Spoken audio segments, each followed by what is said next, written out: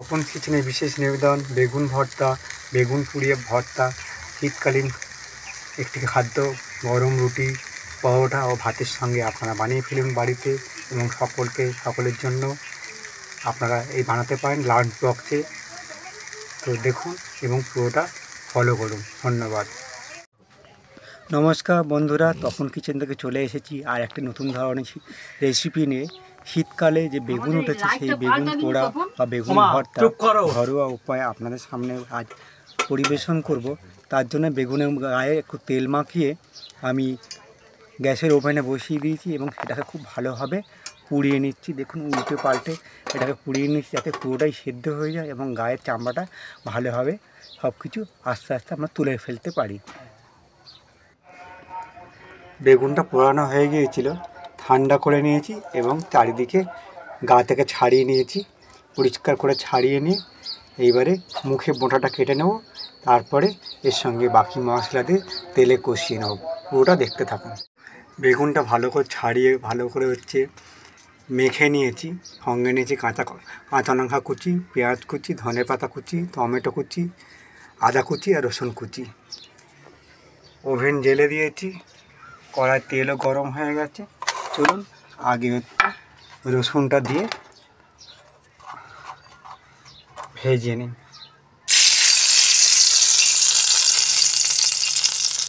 রসুনটা হালকা ভাজা হয়ে গেছে, এর মধ্যে দিয়ে দিচ্ছি পেঁয়াজ কুচি।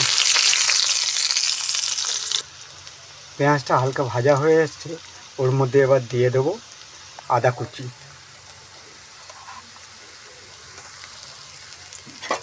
আদাটা নেড়ে চেড়ে দিই, তেলের সঙ্গে ভালো মিশিয়ে নিই। এভাবে বাড়িতে আপনারা অতি সাধারণ উপায়ে বেগুন ভর্তা করে খাবেন। শীতের সময় ভীষণ ভালো লাগে খেতে, রুটি পরোটা বা গরম ভাত খেয়ে খুব ভালো লাগবে।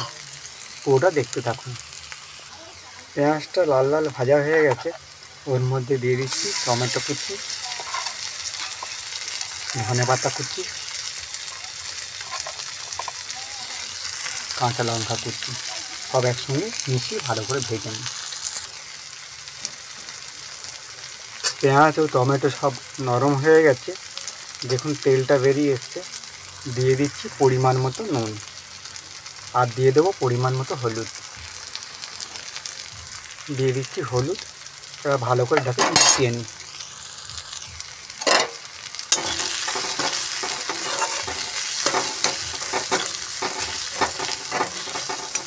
দেখুন সুন্দর মিশে গেছে এবং তেলও বেরিয়ে এসছে। এর মধ্যে মেখে রাখা বেগুনটা দিয়ে দেবো।